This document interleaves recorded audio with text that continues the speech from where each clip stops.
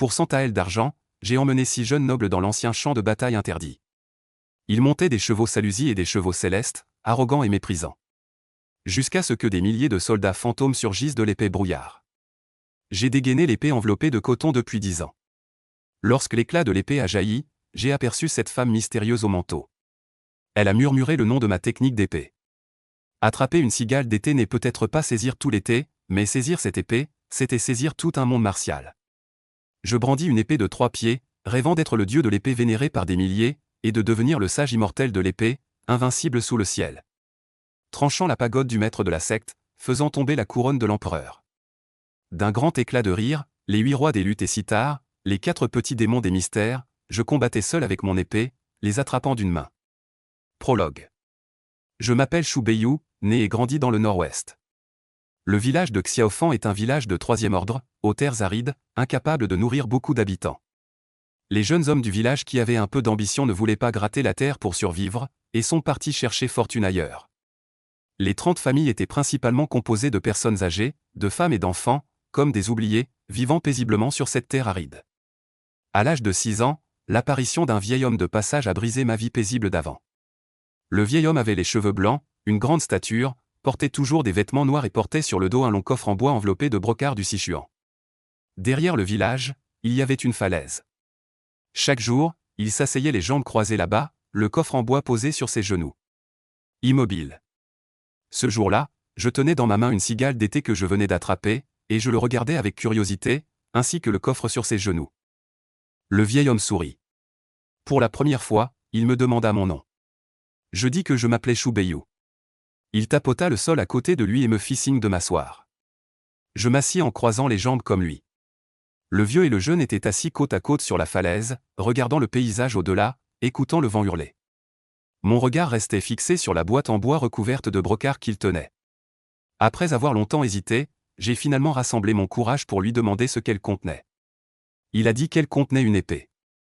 J'ai écarquillé les yeux de toute ma vie, je n'avais encore jamais vu d'épée. J'ai hésité un instant, puis, à contre-cœur, j'ai tendu la cigale d'été que je tenais dans ma main en disant sérieusement, je te donne ceci.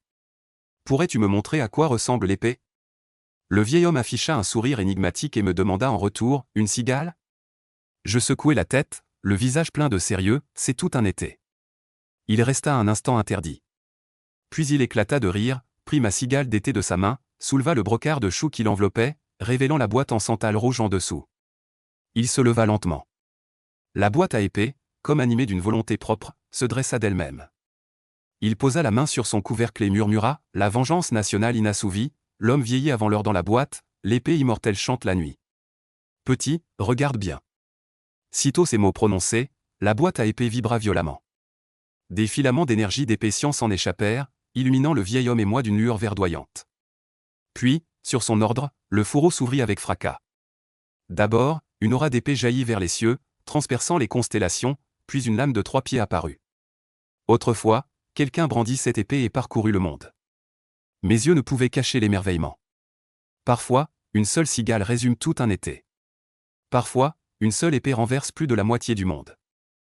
Chapitre 1, les 6 coursiers viennent des plaines centrales. 40 ans de printemps et d'automne, 2 générations de fleurs qui s'épanouissent et se fanent. L'année de mes 20 ans. Une troupe à cheval arriva au village de Danxia, 6 hommes et 6 montures en tout, mais leur arrogance surpassait celle de 600 cavaliers en armure. À leur tête se tenait un jeune homme en blanc, au visage aussi pur que le jade. À première vue, il donnait une impression de douceur printanière. Le cheval céleste qu'il montait, le second après le légendaire Salusi, rappelait constamment aux autres que ce noble jeune homme n'était certainement pas un fils de fonctionnaire ordinaire, assez pour inspirer la crainte à quiconque. Puis il recule. Sur 3 chevaux de guerre se trouvent 3 jeunes hommes au visage très similaires, chacun de leurs mouvements porte une marque militaire très marquée, et à leur ceinture pendent ostensiblement des sabres réglementaires de l'armée. L'homme monté sur un cheval noir est un tyran local, comptant sur l'influence de son père, il peut se permettre de faire ce qu'il veut dans la région du Nord-Ouest. La dernière personne, montant un cheval violet, porte une large robe, une capuche couvre son visage, on peut deviner qu'il s'agit d'une femme. Le jeune homme en blanc semble aimable, mais au fond il est très arrogant, il a tendance à ignorer les autres. Il n'est exceptionnellement chaleureux qu'avec la femme montant le cheval violet. Le tyran local demande prudemment à l'homme appelé Frère Li, d'où vient ce jeune homme en blanc ? Quel grand air ! Le frère Li pointe discrètement vers le ciel et murmure, un personnage important venu d'en haut. Le notable local en resta bouche bée, son propre père était déjà un haut fonctionnaire de troisième rang détenant l'autorité militaire, et au-delà se trouvaient les vrais ducs et ministres de second rang vêtus de robes pourpres. Ce jeune homme en robe blanche, considéré par frère Li comme une personne importante, méritait une réflexion approfondie. Le territoire de Danxia était vaste, mais ce qui l'avait vraiment rendu célèbre, c'était une grande bataille de cavalerie il y a quelques décennies, menée personnellement par deux grands commandants de renom depuis des années. Les deux meilleures forces de cavalerie du monde s'étaient affrontées à Danxia dans un combat si féroce que le ciel en était obscurci, les corps jonchaient le sol et le sang coulait à flots, laissant un ancien champ de bataille encore aujourd'hui désert et inhabité. La légende raconte que les âmes des nombreux soldats morts au combat, incapables de se disperser, formaient des troupes de fantômes qui hantaient les lieux, transformant cet endroit en une terre de mort. La destination de ce groupe de 6 personnes était précisément cet ancien champ de bataille considéré comme une terre de mort et de malheur. Ces hommes et femmes, manifestement issus de familles nobles, n'avaient pas emmené de serviteurs. Peu après leur arrivée à Danxia, le notable local commença à chercher un guide pour les conduire. Mais parce que cet endroit est vraiment malfamé, ils n'ont même pas pu en trouver un. Cela a rendu le jeune homme en blanc, désireux de plaire à la belle, particulièrement furieux, sa voix est devenue légèrement grave. Le chef local n'arrêtait pas d'essuyer la sueur sur son front, et avait déjà porté le prix pour engager un guide à 100 taels d'argent. Que peut-on faire avec 100 taels d'argent? On peut acheter 10 mus de terre de première qualité au Jiangnan, ou 20 mus dans les régions froides et pauvres du nord-ouest. Une famille ordinaire a besoin de plusieurs générations d'efforts pour accumuler 20 mus de terre, peut-être 5 générations, peut-être 6, peut-être jamais. Même ainsi, personne ne venait. Le peuple craint les fonctionnaires comme des tigres. Ces jeunes hommes ont clairement l'allure de fils de fonctionnaires, alors qui aurait l'imprudence de s'approcher? Bien que l'argent soit bon, on ne sait pas s'il arrivera entre leurs mains. Même s'il arrive, en allant dans cet endroit mortel, auront-ils encore la vie pour le dépenser? Avec le temps, le visage du jeune homme en blanc s'est finalement assombri. Au moment où le chef local était presque désespéré, je me suis avancé, vous voulez aller au champ de bataille antique. Je sais que mon apparition est soudaine, comme si j'étais surgi de nulle part, et pourtant naturelle, comme si j'avais toujours été là. Ce contraste a poussé la femme montant sur sa lusie à me lancer un regard de plus. J'étais vêtu d'une robe de toile bleue propre, portant derrière mon dos un objet long et fin soigneusement enveloppé dans du coton. De taille moyenne, un sourire net et naturel sur le visage, comme ce ciel du nord-ouest, vaste et dégagé. La femme avait vu beaucoup d'hommes remarquables.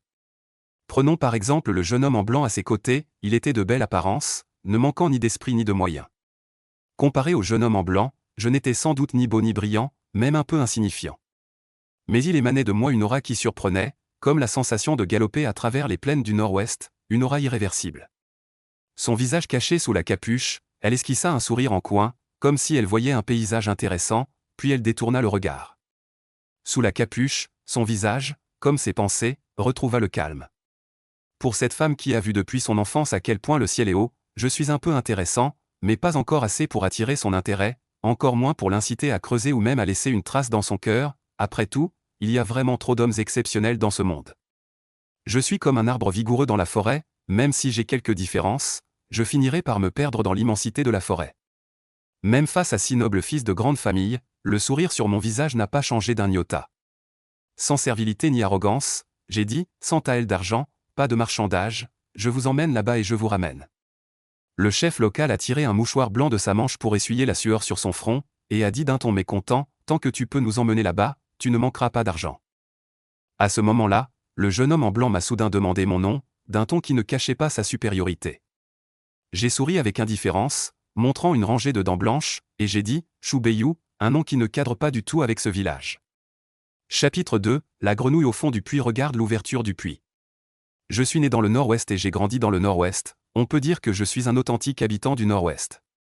Mais mon visage n'est pas aussi rude que celui des autres hommes du nord-ouest, les traits sont très doux, plutôt comme ceux des hommes du sud.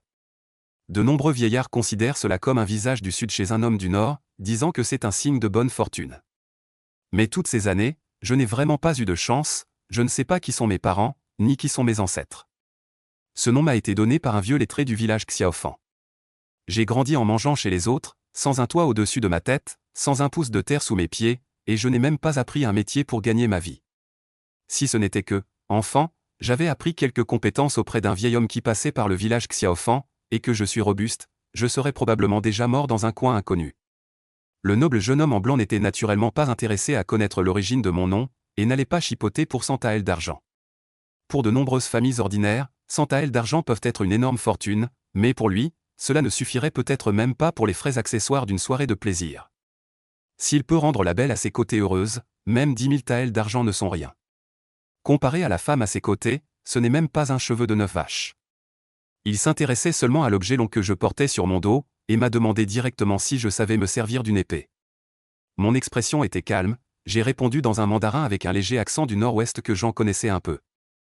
Après tout, cette région du nord-ouest n'est pas comme la plaine centrale, il y a beaucoup de sabreurs et pas mal de bandits à cheval, il faut toujours avoir quelques moyens de se défendre quand on est seul en voyage. Mais je l'ai prévenu d'avance, cet endroit est vraiment sinistre, ces dernières années pas mal de gens s'y sont égarés, peu en sont ressortis vivants. Un léger air de mépris difficile à percevoir apparaît sur le visage élégant du jeune homme en blanc. À ses yeux, mes paroles sont aussi ridicules qu'un lapin inexpérimenté disant à un aigle que le précipice devant lui est profond. Les 3 hommes armés d'épées derrière lui ne cachent même pas leur sourire moqueur. Mon visage change légèrement. L'épée longue enveloppée de coton derrière mon dos tremble à peine, comme si de rien n'était. Presque personne ne le remarque. Mais au même moment, la femme qui observait froidement lève la tête d'un air apparemment distrait. Sous l'ombre du capuchon, son regard se tourne à nouveau vers moi. Un grand homme avec une épée à la ceinture tapote son sabre. Il y a une légère moquerie dans son sourire. Dit-il, il n'y a pas besoin que je m'inquiète de ça. Personne ne plaisante avec sa propre vie. Puisqu'ils veulent y aller. Ils savent quel endroit c'est. Le chef local sort carrément un billet de 100 taels de sa manche. Le jette à mes pieds et dit avec impatience, tu veux de l'argent, non? Donne-le-moi, qu'est-ce que tu racontes? Je ne me suis pas dépêché de ramasser le billet d'argent à mes pieds. Je n'ai même pas jeté un coup d'œil supplémentaire. Je fixais simplement ce jeune homme en blanc. Disant lentement que vous devriez tous être des fils de familles officielles. Si quelque chose tourne mal. Moi, simple citoyen, ne peux en assumer la responsabilité. Alors je vais demander encore une fois. Vraiment, il n'y a rien, le jeune homme en blanc montrait déjà un peu de mécontentement. Réprimant sa colère, il dit froidement que si le ciel s'écroule, il le supportera. Il n'allait pas en faire tout un plat avec moi. C'est seulement alors que je me suis baissé pour ramasser ce billet d'argent. Le rangeant soigneusement dans ma manche. J'ai hoché la tête en disant que je partais maintenant. Je ne suis pas quelqu'un qui a vu grand-chose du monde. Je n'ai même jamais quitté le Nord-Ouest. Je n'ai entendu que quelques anecdotes des marchands qui passent. Comment pourrais-je comprendre les pensées complexes de ces nobles et jeunes seigneurs? Je suis curieux de savoir ce que ce groupe de fils de familles officielles va faire dans cet endroit maudit. Y aurait-il un trésor là-bas? Mais même s'il y a des trésors. Ces jeunes fils et filles de riches qui disent constamment un fils qui vaut 1000 pièces d'or ne s'assied pas sous l'avant-toit. Comment pourraient-ils risquer leur vie en personne? Au plus, ils trouveraient des boucs émissaires pour y aller. Serait-ce vraiment comme ils disent? C'est pour admirer le paysage? Si c'est vraiment le cas. À mon avis, ce groupe de jeunes nobles a clairement la tête cognée par un âne. Je fais mon devoir en conduisant 6 personnes et 6 chevaux hors du village de Danxia. Je marche rapidement devant, d'un pas alerte. Les 6 personnes chevauchent lentement derrière. Quant à ces 6 chevaux rapides, je n'ai pas jeté un regard de plus, craignant qu'en les regardant trop, je ne puisse les oublier. Bien que je sois une grenouille au fond du puits, je ne comprends pas la signification intérieure que représentent ces 6 chevaux. Mais je comprends approximativement que la valeur de ces chevaux, comparée aux 100 taels d'argent dans ma main, est absolument une différence du ciel à la terre. De la marche à pied à Monté-Saluz. La distance qui les sépare n'est certainement pas qu'un seul monde. Mon corps semble frêle. Mais en réalité, ma condition physique est excellente. Après avoir couru sans m'arrêter sur plus de 10 lits, je ne montre encore aucun signe de fatigue. Cependant, la femme montant Salouzi a soudainement demandé à faire une pause. On voyait bien que les autres suivaient le jeune homme en blanc comme leur chef. Et le jeune homme en blanc obéissait à cette femme vêtue d'une grande cape. Puisqu'elle avait parlé, les autres n'avaient aucune raison de s'opposer. Quant à moi, je n'avais encore moins de raison de m'opposer. Après tout, nous avancions à pied. Et nous allions bientôt entrer dans cet ancien champ de bataille extrêmement étrange. Il était toujours bon d'économiser des forces. Tout le groupe se reposa chacun de son côté. Je m'assis seul devant un rocher, fixant d'un air absent la rivière King qui coulait au loin. La femme descendit de Salouzi. Après avoir échangé quelques mots à voix basse avec le jeune homme en blanc, elle vint directement vers moi. et me demanda à voix basse de qui j'avais appris l'épée. Je l'ai regardé avec une certaine méfiance. Après une hésitation, j'ai dit que c'était mon maître. Elle a ensuite demandé qui était mon maître. J'ai dit que le maître était le maître. Je ne sais même pas comment il s'appelle. Elle a souri légèrement et a dit que ça se voyait. J'ai une certaine cultivation. Avoir un tel niveau de cultivation dans un endroit aussi petit. C'est très rare. Je suis resté figé un instant. Je lui ai demandé en retour si elle pratiquait aussi l'épée. Elle a secoué la tête et a dit qu'elle ne pratiquait pas l'épée. En fait, elle n'était pas tout à fait sûre que j'avais de la cultivation. Mais maintenant, elle en est certaine. Pris au dépourvu, je me suis senti un peu gêné. J'ai tout sauté légèrement, puis j'ai dit qu'elle devait sûrement être une experte aussi. Elle n'a pas répondu, se contentant de sourire doucement en pinçant les lèvres. Malheureusement, son visage était caché sous la capuche, m'empêchant d'admirer ce paysage magnifique et émouvant. Elle m'a regardé à 2 reprises. Que ce soit la première ou la deuxième fois. Son évaluation de moi était toujours plutôt intéressant. Mais après un second examen, j'ai ressenti encore plus de regrets. Regrettant que ce jeune homme soit né dans le froid et la pauvreté du Nord-Ouest. Sans avoir la chance de voir le vaste monde extérieur.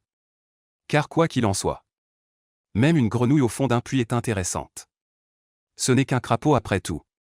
Elle m'a soudainement demandé où étaient mon maître et mes parents. J'ai un peu hésité. J'ai dit calmement que je ne savais pas où était mon maître. Cela fait presque 10 ans que je ne l'ai pas vu.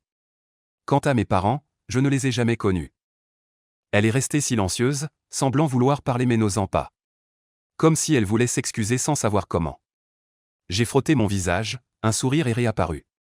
J'ai dit que Shu Beiyu avait réussi à survivre jusqu'à présent. Sans être mort de froid ni de faim. Cela signifie que le ciel ne veut pas encore de moi. Alors je dois absolument faire quelque chose de ma vie. En disant cela, j'ai tapoté la longue épée enveloppée de coton sur mon dos. Souriant, il dit, « Parle encore. » Je l'ai encore. Un instant de trouble passa dans les yeux de la femme. Murmurant doucement, « Les rois, les princes et les ministres naissent-ils d'une race noble ? » Ayant peu lu depuis mon enfance, je ne comprends peut-être pas le sens de ces paroles. Mais je connais une vérité des plus simples.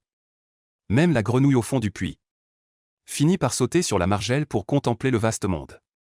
Après une brève pause, cette troupe de 7 personnes continua vers l'ancien champ de bataille. En chemin, les habitants se faisaient de plus en plus rares. Et on ne voyait ni oiseaux ni bêtes. Même une légère brume commença à se former autour d'eux. Mon visage devenait de plus en plus grave. Tandis qu'un léger sourire apparaissait sur le visage du jeune homme en blanc. Tout observateur avisé voyait bien que nous approchions du but de notre voyage. En conversant avec cette femme, j'ai grossièrement saisi l'identité de ces quelques personnes. Le chef en robe blanche est de la capitale impériale. Il s'appelle Duan Muyu. Les 3 jeunes hommes armés de sabres sont 3 frères. Ils semblent être des fils de généraux de la préfecture de Xilian. Leurs noms sont respectivement Li Son, Li Hua et Li Heng. Quant au tyran local, c'est un fonctionnaire local né et élevé à Changzhou. Si ce n'était pas à cause de ces jeunes messieurs qui voulaient jouer le jeu de l'inspection incognito. Ce simple fonctionnaire local aurait suffi à alarmer tous les fonctionnaires du bastion de Danxia. Quant à l'identité de cette femme, elle ne l'a pas dite elle-même. Et je n'ai pas demandé non plus. Après avoir marché encore environ une demi-heure, l'environnement est soudainement devenu froid et humide. Les montures des 6 personnes ont commencé à s'agiter. À l'exception de la saluluse innon du cheval de la femme. Les 5 autres chevaux montraient même divers degrés de panique. La femme montée sur Salulusi était très calme. Son expression restait toujours aussi placide. Elle m'a demandé si j'avais déjà vu des fantômes soldats. Je marche en tête, sans me retourner, disant que je les ai vus. C'est juste une armure. Apparaissant et disparaissant mystérieusement, mais c'était il y a 3 ou 4 ans. Je suis entré ici par erreur. J'ai failli mourir entre les mains de ces choses démoniaques. La femme semblait avoir éveillé son intérêt. Puis elle a demandé, le livre dit que les soldats fantômes sont entre le visible et l'invisible. Les armes ordinaires ont du mal à les blesser. Sauf si on détruit toute l'armure. Pour leur enlever leur refuge. Sinon, ils sont extrêmement difficiles à tuer. Alors, comment me suis-je échappé ? J'ai marqué une pause, puis j'ai calmement prononcé 2 mots. Avec une épée. La femme a hoché la tête pensivement. Ni surprise, ni doute. Mais Li Son et les autres ont ricané sans aucune retenue. Leur mépris était évident. De toute évidence, ils ne croyaient pas que je sache me servir d'une épée. Utiliser une épée, ce n'est pas savoir faire quelques mouvements élégants. Sans parler de ces immortels qui résident au-dessus des nuages. La cour divise les guerriers séculiers en 9 grades selon le système des 9 rangs des fonctionnaires. Soldats locaux ordinaires, 9e grade. Guerriers d'élite du commandant en chef, 8e grade. Soldats cuirassés du bataillon principal des troupes frontalières, 7e grade. Éclaireurs d'élite des troupes frontalières, 6e grade. Garde du corps personnel de certains gouverneurs influents, 5e grade. Soldats cuirassés des 3000 camps de la garnison impériale, 4e grade. Gardiens intérieurs et experts des gardes secrets, 3e grade. Quant aux grands experts de 1er et 2e grade. Soit ils deviennent conseillers du ministère de la Justice. Soit ils deviennent commandants des gardes intérieurs ou des gardes secrets. Certains sont même engagés comme conseillers étrangers par les puissants. En résumé, dès qu'on entre dans un grade. Que ce soit en mangeant à la table officielle ou en vivant de la pègre. On peut se présenter avec dignité. Si je peux briser les soldats yin, je devrais avoir au moins la force du 6e ou 7e grade.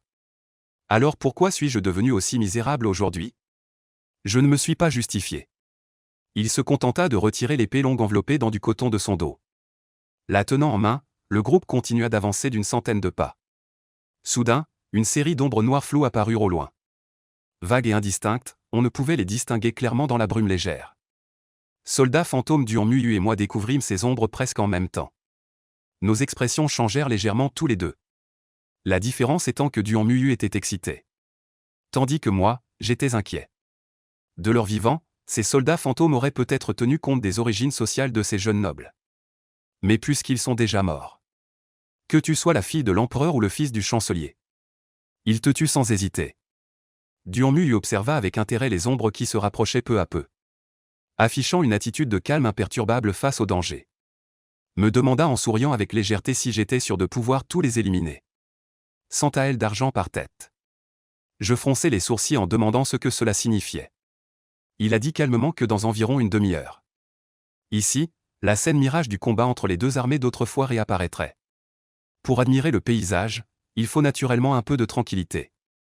Mon esprit était en conflit, la femme montant sur le cheval Salusi m'a secoué la tête. M'a dit doucement de ne pas me forcer. Après un bref silence. J'ai d'abord souri légèrement à la femme. Puis je me suis tourné vers Duan Muyu. Et j'ai prononcé un mot lourd, bien. Duan Muyu, assis haut sur son cheval. Me regardait de haut. Comme s'il regardait un pitre. Sans expression, j'ai lentement déroulé le tissu de coton qui enveloppait mon épée longue. L'instant d'après, j'ai dégainé l'épée en la faisant vibrer. Et alors, tout le monde a vu un éclat d'épée éblouissant traverser leur champ de vision. En un clin d'œil, j'étais déjà devant un soldat fantôme. Ce soldat fantôme n'était qu'une armure noire complète. À en juger par le style, il s'agissait d'une armure de soldat frontalier d'il y a plusieurs décennies. Mais après des années de combat et l'usure du temps. Déjà incomplet. Une aura noire s'échappant sans cesse des interstices. Tenant mon épée d'une main, je la plante droit dans le visage du soldat fantôme.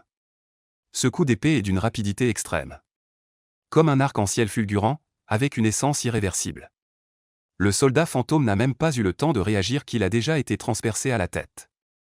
Mort, irrémédiablement mort. Lisson et les autres, qui se moquaient de moi auparavant, sont un peu stupéfaits.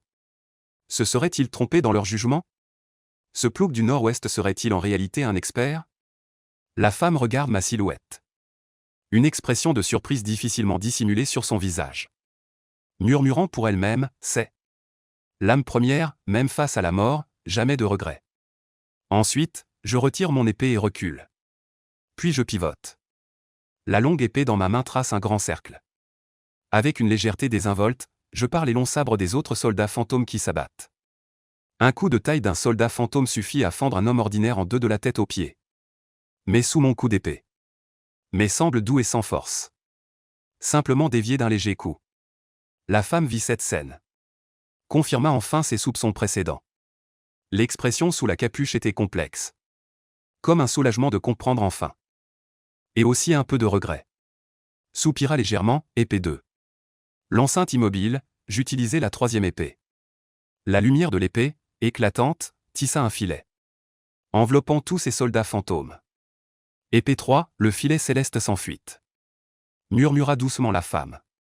Je ne m'attendais pas à voir ici les 36 de l'épée. Vraiment un voyage qui en valait la peine. Elle ne regarda plus la suite du combat. Bien que ma cultivation soit encore faible. Et que je ne puisse exprimer la véritable essence de l'épée 36. Pour combattre ces soldats fantômes. C'était déjà un couteau à découper le poulet. Pourquoi oserais-je guider ces enfants d'officiels ici? C'est précisément grâce au manuel d'épée et à l'épée longue laissée par ce vieillard à l'époque. Un homme, une épée, l'épée nommée Tianlan. Je saisis Tianlan, sans la moindre hésitation. Me déplaçant parmi les soldats des ténèbres avec la rapidité fulgurante d'un oiseau de passage. Après 3 coups d'épée, ce sont encore ces 3 coups. Seulement 3 coups. Mais qui surpasse des milliers d'épées en ce monde? La puissance de l'épée, achevée d'un seul souffle. Brisant l'ennemi avec une force irrésistible. Sauf pour Duan Muyu qui reste calme. Tous les autres sont bouche bée. Mon art de l'épée, remarquable. C'est tout simplement un art de l'épée immortelle, sans la moindre affectation. Surtout les 3 frères Li. Issus d'une famille de généraux. Ayant côtoyé de nombreux experts militaires. Ils peuvent voir que mon niveau n'est pas élevé. Environ au 6e rang. Mais dans ce niveau, personne n'est aussi accompli et fluide que moi. Pouvant même toucher au mystérieux et au subtil. Sans parler d'eux, même Duan Muyu, qui avait l'habitude des grandes occasions, resta un instant silencieux. Une fois que j'eus rangé mon épée et revint. Le serpent local marmonna doucement un mot, guerrier. Les 3 frères Li n'avaient plus du tout leur air méprisant d'avant. Li Song avait le visage rempli d'émotion. Murmurant pour lui-même, quel bon maniement d'épée. La femme tourna légèrement la tête. Regardant Duan Muyu à côté d'elle. Sous cet angle, elle ne pouvait voir que son profil. Que ce fût par hasard ou que la femme eût saisi l'occasion à merveille. Un sourire féroce, à peine perceptible, venait de traverser le coin des lèvres de Duan Muyu. La femme, qui avait tout vu, détourna le regard. Un sourire froid apparut sur son visage caché sous la capuche. Ce noble fils au regard sombre qui me fixait ne savait peut-être pas encore qu'à cet instant, il venait d'être rayé par la femme de la longue liste des candidats. Son petit espoir d'emmener la belle à la maison n'a plus aucune chance de se réaliser. Si j'avais entendu le murmure de la femme tout à l'heure, j'aurais été surpris que ces coups d'épée aient encore une série de noms pompeux. En fait, je sais seulement que ces 3 épées s'appellent respectivement épée 1, épée 2 et épée 3. Quant à elle-même en mourant 10 fois sans regret. Position carrée immobile et filet céleste sans fuite. Je n'en ai même jamais entendu parler. Ce qui m'importe le plus en ce moment, c'est l'argent promis par Duan Muyu. Tout à l'heure, j'ai tué pas moins de 12 soldats Yin. Selon sa promesse, cela fait 1200 taels d'argent. Pour moi, c'est déjà une somme énorme. Comme dit le proverbe, la pauvreté rend les gens mesquins. Le cheval maigre a les poils longs. Même si j'ai de grandes ambitions. Je dois d'abord manger à ma faim avant de parler d'autre chose. Bien que le champ de bataille antique soit étrange. Les soldats Yin ne sont pas nombreux. Après tout, la plupart des corps avaient déjà été emportés par leurs compagnons d'armes. Seulement quelques cadavres sont encore laissés ici. Après avoir éliminé cette vague de soldats fantômes, le groupe a connu un bref calme. Après avoir pris le billet d'argent de Duan Muyu, j'ai remis la longue épée dans son fourreau. Je me suis éloigné seul. Et me suis simplement assis par terre. J'ai fermé les yeux en respirant doucement. Sous l'impulsion de la colère, j'ai décapité 12 soldats fantômes. Le fardeau était encore trop lourd pour moi. Sans l'avantage de Tianlan, j'aurais été épuisé en tuant le 6e soldat fantôme. Et dans un lieu aussi dangereux. Être épuisé signifie que les chances sont minces. Après environ la durée d'une demi-baguette d'encens, j'ai rouvert les yeux. Ma respiration a commencé à se calmer. Cependant, ma main droite tenant l'épée tremblait encore légèrement. Il semble que les coups d'épée continus m'ont laissé des séquelles non négligeables. Il est impossible de déployer une telle puissance divine comme tout à l'heure en peu de temps. J'ai instinctivement touché le billet de banque dans ma manche. Un léger sourire se dessina au coin de mes lèvres. Tout cela n'échappa pas aux yeux de la femme non loin de là. Elle s'approcha de moi. Demanda doucement, échanger ta vie contre cet argent? Cela en vaut-il la peine? J'effaçai ce sourire au coin de mes lèvres. Mon visage redevint calme. Sans la joie d'une richesse soudaine. Ni l'infériorité face à ces fils de famille noble. Je secouai simplement la tête. Levai l'index et le majeur de ma main droite. Je dis, il y a 2 raisons. Premièrement, sans être sûr, je n'aurais pas agi à la légère. Deuxièmement, la richesse se trouve au péril. Cet argent ne signifie peut-être rien pour vous. Mais pour moi, c'est une richesse rare. Donc cela en vaut la peine. La femme resta silencieuse un instant. Soupira doucement, cette richesse reste bien modeste en fin de compte. Je ris et dis, c'est comme les gens. J'ai toujours pensé que l'affirmation selon laquelle il n'y a pas de distinction entre noble et humble est un pur mensonge. En réalité, où que ce soit, il y a une distinction entre noble et humble. C'est pourquoi nous, les gens du bas, nous battons pour grimper. Espérant passer d'une personne vile à une personne noble. Noble, murmura doucement la femme. Ce sont toujours des humains, dis-je sans expression. Murmurant également, mais pour les nobles. Se considérer comme humain. C'est facile considérer les autres comme humains. C'est difficile. Je n'ai pas beaucoup étudié. Mais je connais les usages du monde. Les locaux méprisent les étrangers. Les aînés méprisent les plus jeunes. Les gens de la capitale méprisent ceux des provinces. Les gens de Gyeongdu méprisent ceux de Zongdu. Tous sont des gens du commun. Tous sont des petites gens qui ne se moquent pas les uns des autres. Mais ils tiennent encore à se classer en 3 catégories. Et veulent encore être au-dessus des autres. Si le peuple en est déjà ainsi. Que dire des grandes familles qui marchent déjà sur la tête du peuple? Le peuple et les grandes familles sont en réalité 2 mondes distincts. La distance qui les sépare ne peut se mesurer en lieu. Soudain, sans qu'on sache quand, le brouillard s'est épaissi. Au fond de la brume, une ombre immense s'étendait silencieusement. Le cliquetis des armes et les hennissements des chevaux attirèrent instantanément toute notre attention. Peu après, un cavalier surgit d'abord du brouillard noir. Puis 10 cavaliers, puis 100. 1000, puis 10 000, en l'espace de quelques souffles. Une immense cavalerie émergea du brouillard noir. Apparaissant sur ce champ de bataille antique. Ces cavaliers étaient vêtus d'armures noires. Montés sur des chevaux noirs aux selles noires, tous identiques. Telle une armée fantôme venue des enfers. De l'autre côté, une cavalerie tout aussi menaçante. À la différence que ces cavaliers portaient des armures argentées. Montés sur des chevaux blancs aux selles blanches. Formant un contraste saisissant avec la cavalerie noire précédente. Tous les regards restaient figés sur cette scène. J'ai enfin compris pourquoi ces enfants des familles nobles tenaient absolument à venir voir par eux-mêmes. Un tel spectacle est vraiment impressionnant. Si l'on ne peut pas le voir de ses propres yeux. C'est vraiment un regret pour toute une vie. Duanmu remua légèrement les lèvres. Murmurant que c'était la grande bataille des 2 cavaleries du nord et du nord-ouest d'autrefois. Les 2 cavaleries ne chargèrent pas immédiatement. Mais firent une brève confrontation. Puis un cavalier sortit de chaque camp. Semblant échanger quelques paroles. Cependant, le champ de bataille antique n'avait conservé que les images de l'époque. Mais pas les sons. Ce que ces 2 hommes se disaient exactement. On ne pouvait donc pas le savoir. La femme remua légèrement les lèvres. M'expliquant que ces 2 hommes étaient les 2 grands commandants. Je me contentais de dire d'un air calme. Un grand commandant. Pour un petit homme comme moi. C'est vraiment trop loin, trop loin. Comme les nuages blancs dans le ciel. Hors de portée, leur conversation ne dura pas longtemps. Ils semblaient s'être séparés en mauvais termes. Après que les 2 hommes soient retournés dans leurs formations respectives. Les 2 cavaleries commencèrent à charger de front. C'était une scène que je n'oublierai jamais. Les cavaliers couvraient la terre. La charge était comme une marée montante. Bien que tout fût silencieux à ce moment. Mes oreilles semblaient déjà entendre le bruit des sabots tel un tonnerre grondant. La terre tremblait sans cesse sous les sabots. La poussière s'élevait, les 2 vagues de cavalerie avançaient l'une vers l'autre avec la puissance du tonnerre. Un instant plus tard, les 2 cavaleries se heurtèrent violemment. Pénétrant profondément dans les os et la chair. Nous étions tous pâles. L'esprit chancelant, une telle puissance. C'était presque la limite de la force humaine. Un individu au milieu de cela ressemble vraiment à une feuille de nénuphar flottante. Infime et insignifiant, les 2 armées s'entretuaient. À tout moment, des gens tombent de cheval et meurent. Cette bataille peut être qualifiée de sanglante.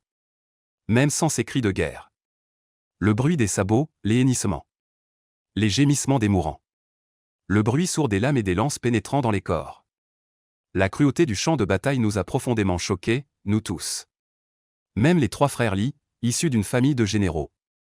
Étaient ainsi. La femme murmura. La 3e année de Jianwen, Zameng mena l'armée du Nord et à la conquête de Shanzhou. Puis Muranqi mena une grande armée vers Xizhou. Prenant successivement 36 forts et villages de tailles diverses. arrivant sous les murs de la capitale Zhongdu.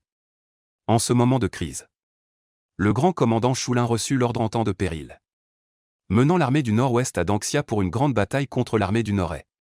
Il remporta la victoire et leva le siège de Zhongdu. Zameng et Muranqi s'enfuirent misérablement avec seulement 20 000 soldats. Alors que la femme parlait seule.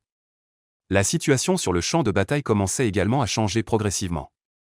Les cavaliers en armure d'argent montraient des signes de déroute, tandis que les cavaliers en armure noire semblaient vouloir engloutir entièrement les cavaliers en armure d'argent.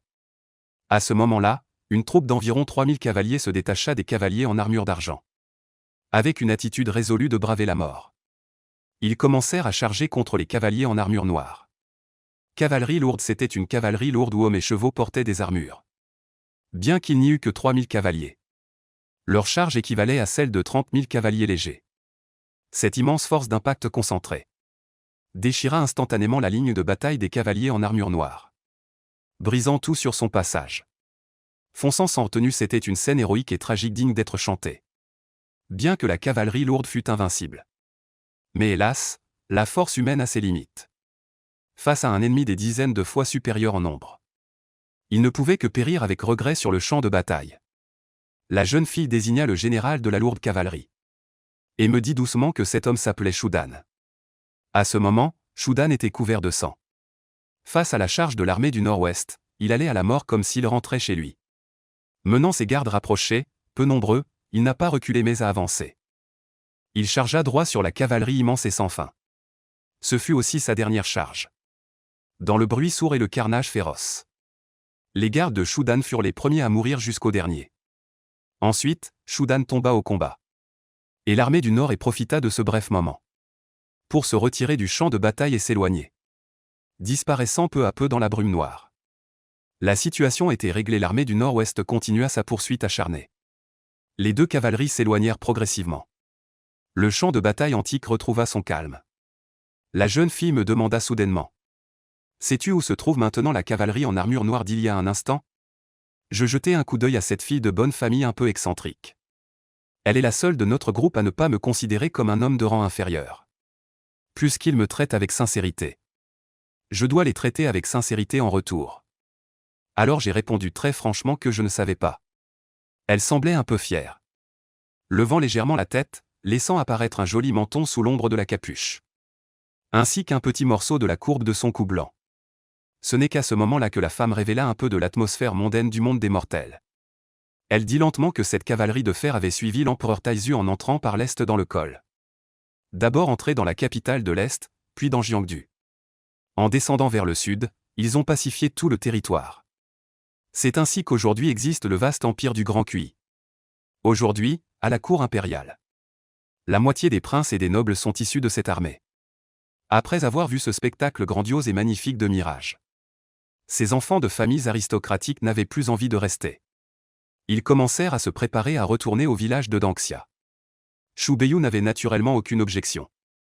Mais cette fois, il ne marchait pas devant, mais plutôt derrière. Il voulait s'assurer qu'aucun problème ne surviendrait à la dernière minute. La femme montant Salouzi marchait en tête. Elle ne parla plus à Shu Beiyu. Et ignora même Duan Muyu qui lui faisait des avances, comme plongé dans ses pensées. Au contraire, à cause du fait que Shu Beiyu venait de tuer 12 soldats fantômes d'un seul coup. Li Son, ce fils de général, avait beaucoup adouci son attitude envers Shu Beiyu.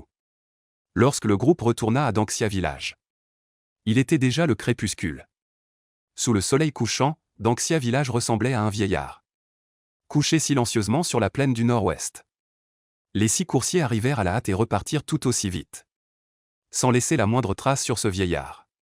Avant de partir, la femme n'avait toujours pas révélé son nom à Shu Beiyu. Elle lui dit simplement de ne pas rester toute sa vie dans ce petit endroit.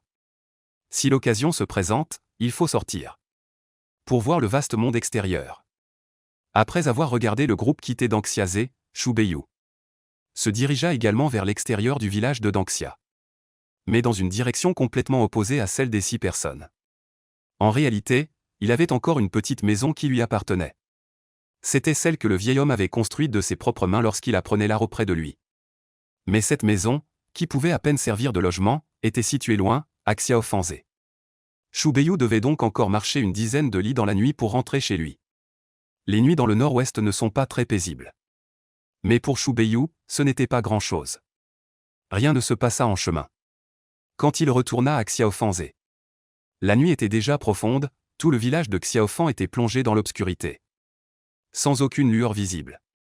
Après tout, pour les gens ordinaires, les bougies et l'huile de lampe étaient des objets de luxe. En temps normal, ils n'achètent ni n'utilisent ces choses. Shu Beiyu entra dans le village à tâtons dans l'obscurité. De retour à la maison, il sauta sur le toit de sa petite hutte.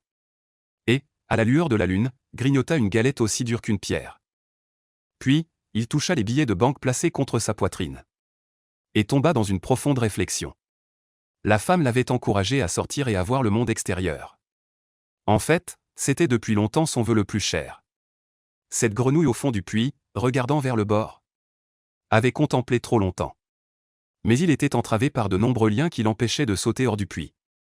Maintenant, avec ses 1300 taels d'argent, il avait le capital pour sauter hors du puits. Shu Beiyu réfléchit longuement. Sortit la pile de billets de banque.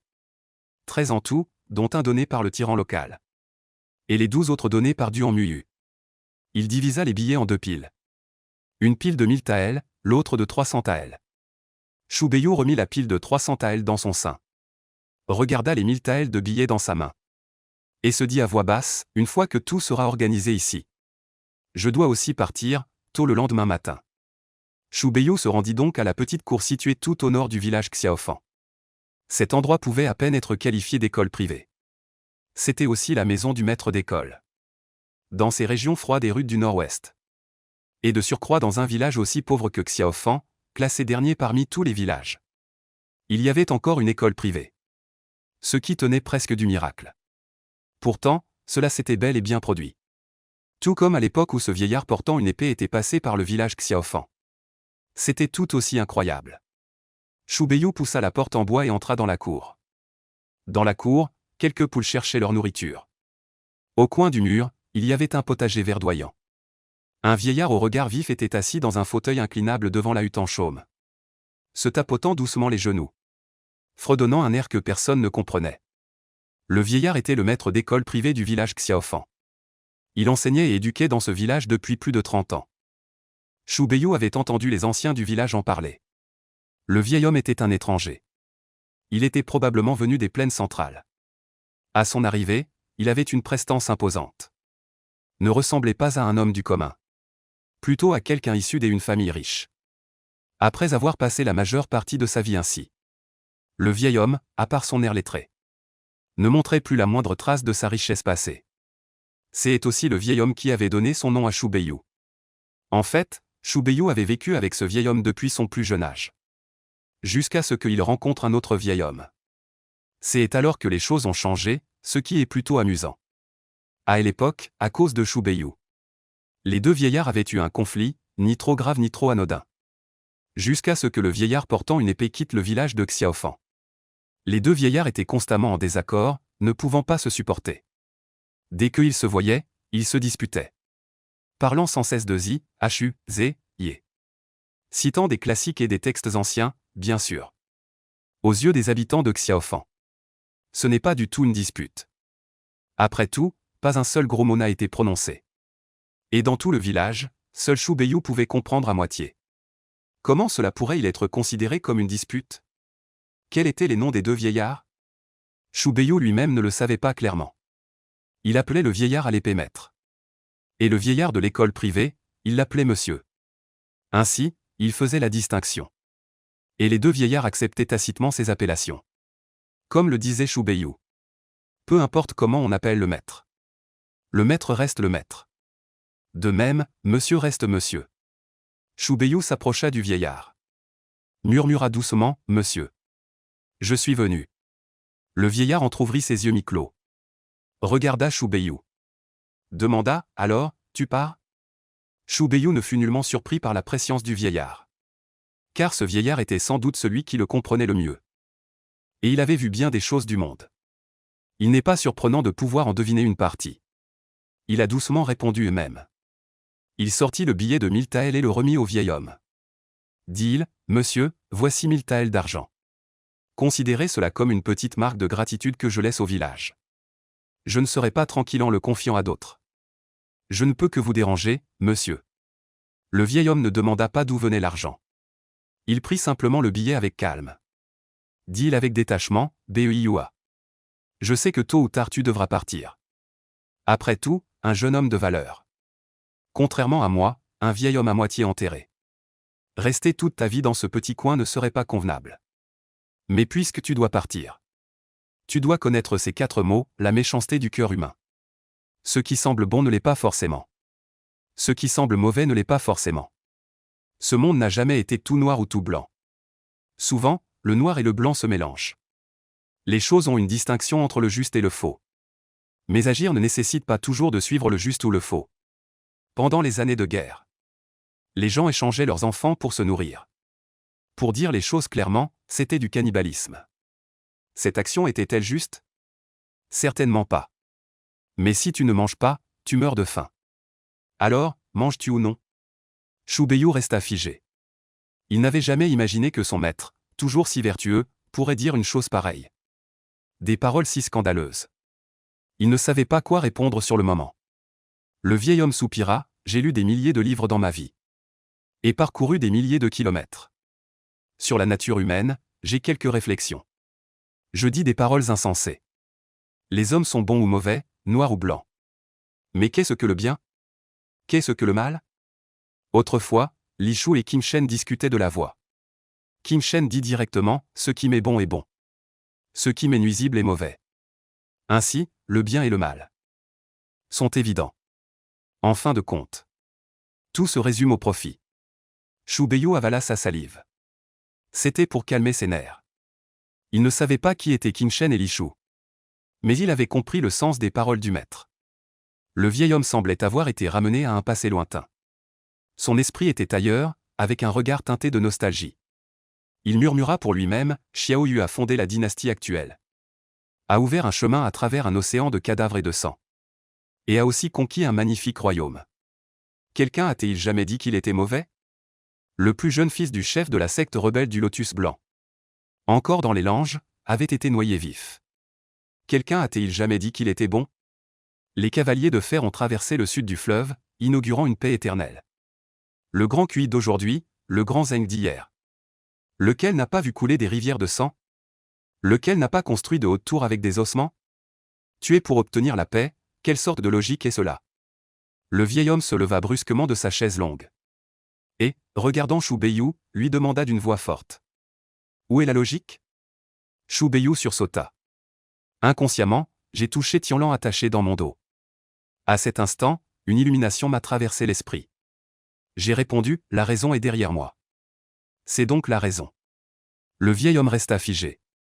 Puis il sembla vidé de toute force. Il se rassit lentement sur sa chaise. Il dit d'une voix faible, va-t'en. Xu Beiyu voulut dire quelque chose, mais s'arrêta. Le vieil homme agita la main, lui faisant signe de ficher le camp rapidement. D'un ton irrité, j'ai traversé plus de ponts que tu n'as parcouru de chemin. Inutile de me rappeler le principe de ne pas exhiber sa fortune. Xu Beiyu allait enfin quitter cette terre qu'il avait vue naître et grandir. Pour aller voir le vaste monde extérieur. Xu Beiyu portait Tianlan et un baluchon. Le baluchon contenait quelques vêtements de rechange. Quelques pièces d'argent. Quelques galettes encore assez molles. Un morceau de viande fumée emballé dans du papier huilé. Et le billet de 300 taels d'argent. Personne ne vint lui dire adieu. Il marcha seul jusqu'à l'entrée du village de Xiaofan. Après avoir jeté un coup d'œil en arrière, il partit directement. Ensuite, il devait se rendre au village de Dangxia. Puis, de là, suivre une caravane pour quitter les terres de Xi. Se rendre au lieu de naissance de l'empereur fondateur de la dynastie. Zhongdu. Xu Beiyu n'avait jamais vu le monde. Le plus grand endroit où il était allé était le village de Dangxia. Mais cela ne l'empêchait pas d'être très généreux. Selon les paroles de son maître. C'était inné, impossible à obtenir de force. Ni à envier.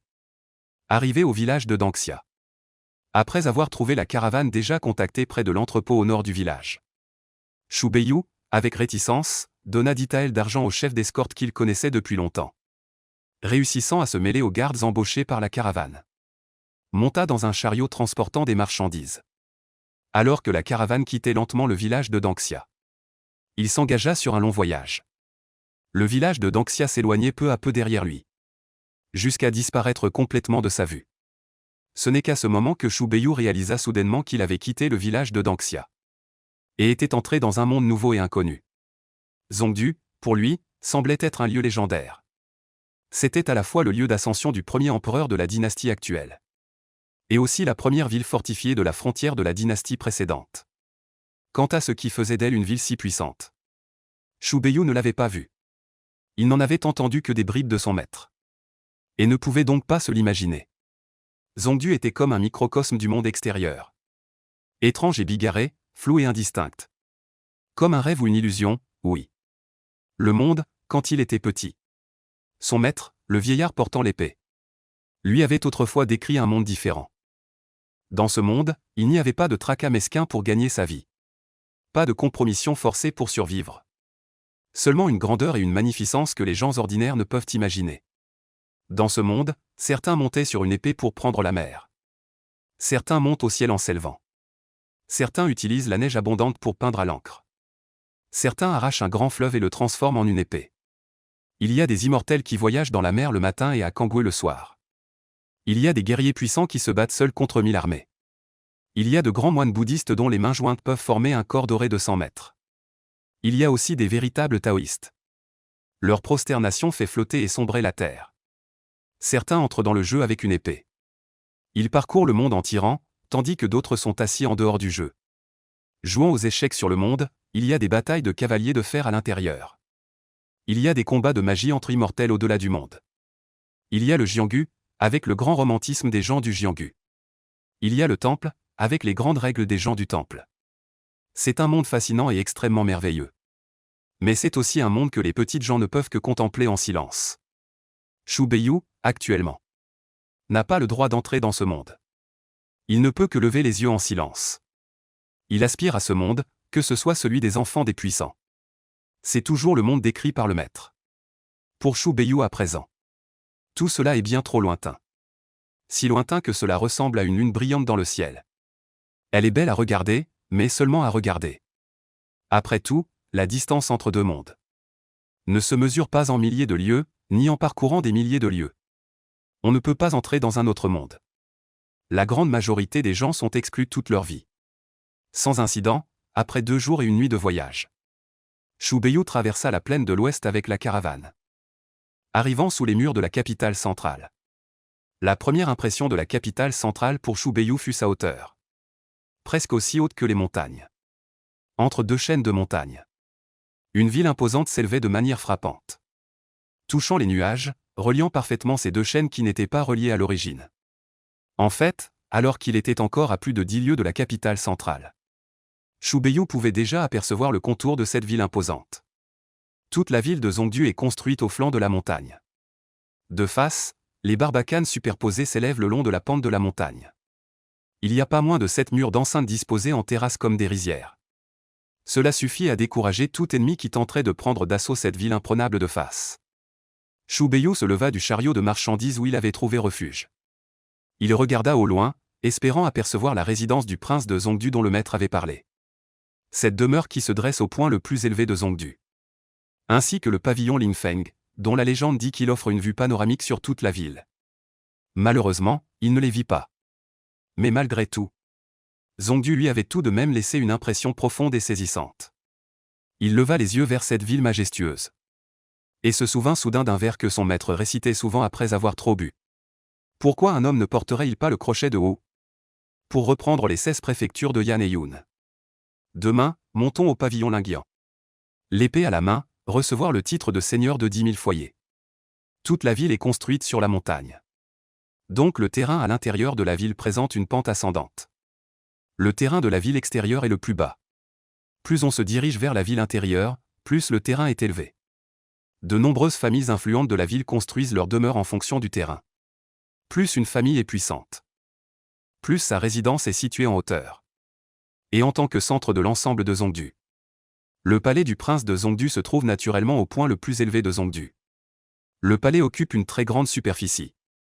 En plus des réalisations courantes des familles influentes telles que l'introduction de l'eau dans le palais pour créer un lac, la construction de pavillons et de belvédères. Il y a aussi une montagne artificielle. La montagne mesure plus de 35 de haut. Nommée montagne Xiaoxiang, sur son flanc se trouvent 4 pavillons construits le long de la montagne. De haut en bas, ils sont respectivement nommés Linfeng, Linfeng, Tinfeng, Yinfeng. Au sommet de la montagne Xiaoxiang se trouve le pavillon Linfeng. Se trouver dans le pavillon Linfeng ne permet pas, comme dans la légende, de contempler tout Zhongdu d'en haut. Mais on pouvait aussi voir la majeure partie de Zhongdu. À ce moment, une femme était à moitié allongée paresseusement sur un lit moelleux au 2e étage du pavillon Linfeng. Soutenant sa joue de la main, elle regardait dehors la majeure partie de Zhongdu qui semblait être sous ses pieds.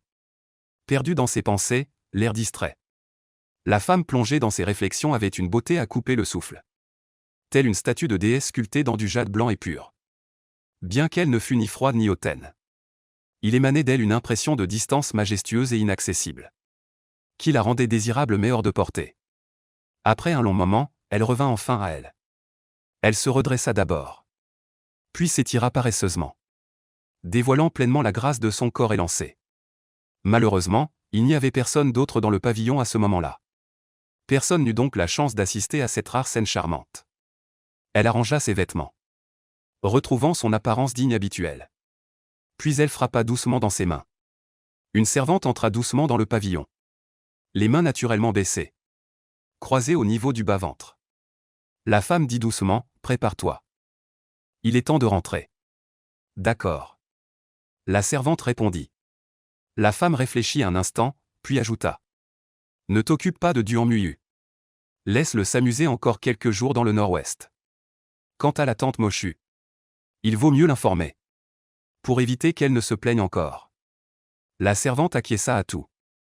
Lorsque seule la femme resta dans le pavillon Linfeng, elle changea de posture, posant son menton sur sa main, et recommença à réfléchir profondément. Ou plutôt à fixer le vide. On ne sait combien de temps passa. Un léger bruit réveilla la femme. Elle revint à elle, et appela doucement, « Banlan. » Banlan n'était pas une personne, mais un chat persan transmis depuis 3 générations. À ce jour, la jeune femme n'avait toujours pas compris pourquoi l'ancêtre avait donné à un chat persan tout blanc le nom d'un chat tigré. Banlan, tel un tigre féroce. Cependant, elle avait entendu son père dire que son grand-oncle élevait un chat tigré, nommé Yangshin, le Yangshin de neige d'avril, était ennemi mortel avec Banlan. Jusqu'à ce que son grand-oncle traverse l'océan pour aller au royaume de Wei. Et alors seulement Banlan devint le seul maître de la maison. Et le chat blanc Banlan, qui avait servi la grand-mère et la mère, vétéran de 3 générations, après avoir perdu son grand ennemi, devint de plus en plus paresseux et désinvolte. Même envers sa nouvelle maîtresse, il faisait preuve d'indifférence.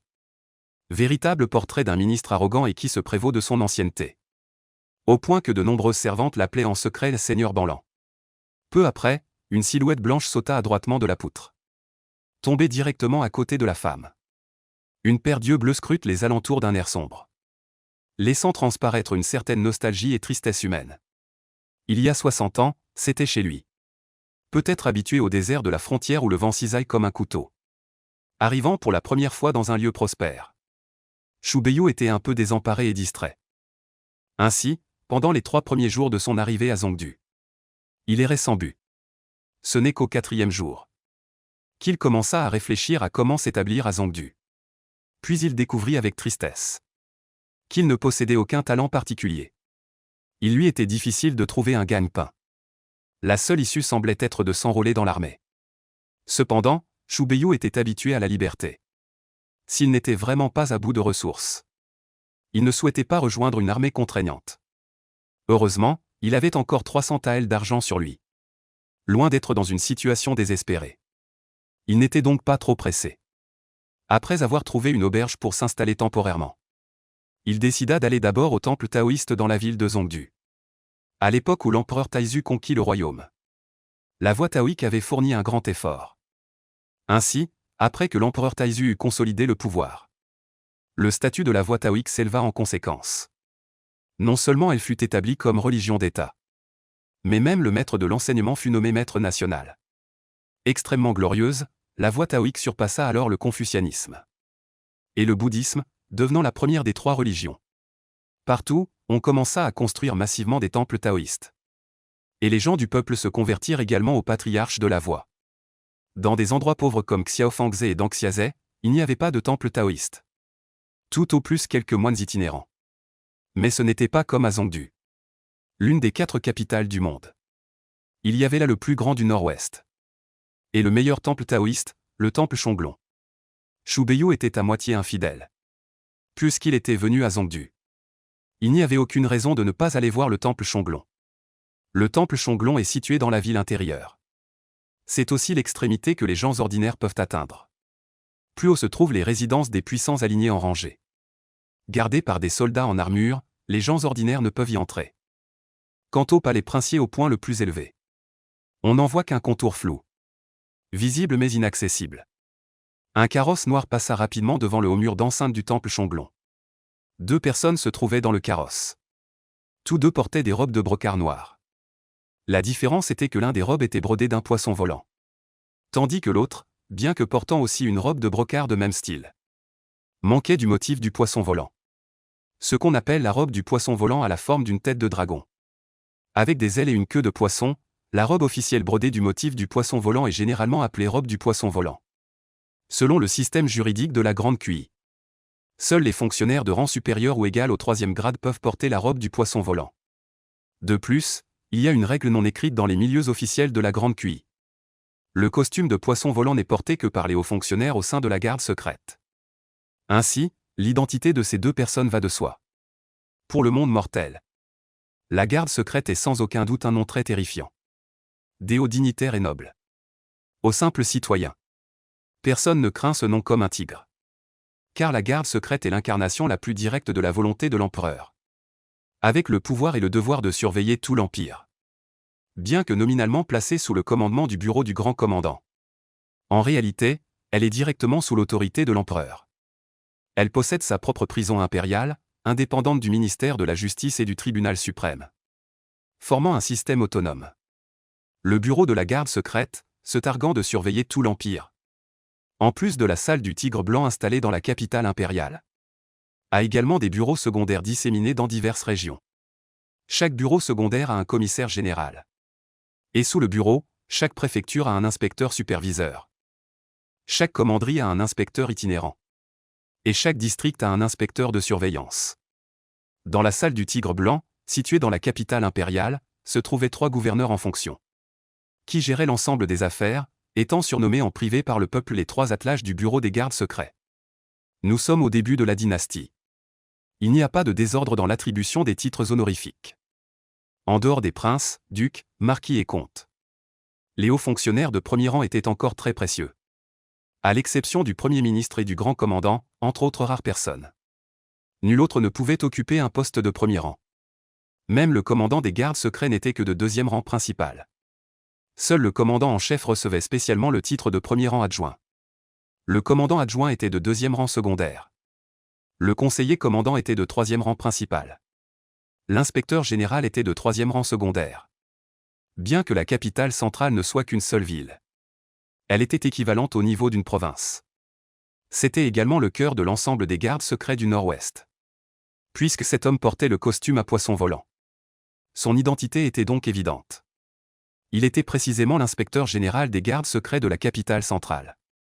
L'actuel inspecteur général des gardes secrets de la capitale centrale s'appelait Lu. Son prénom était Shen. Il est l'inspecteur en chef des gardes secrets de la capitale. Il assume également temporairement les fonctions de commandant adjoint des gardes secrets du Nord-Ouest. On peut dire qu'il fait partie de la poignée de personnes les plus influentes de toute la région du Nord-Ouest. Lu Shen souleva le rideau et jeta un coup d'œil au mur du temple taoïste qui s'éloignait. Le visage sombre, il demanda. « Jian, tout est-il arrangé ?» L'homme d'âge moyen assis en face de lui semblait un peu nerveux. Il répondit respectueusement, « Selon les ordres de votre Excellence. » Tout a été mis en place. Lu Shen hocha la tête et dit. « Un fils de mon ami est récemment arrivé dans la capitale.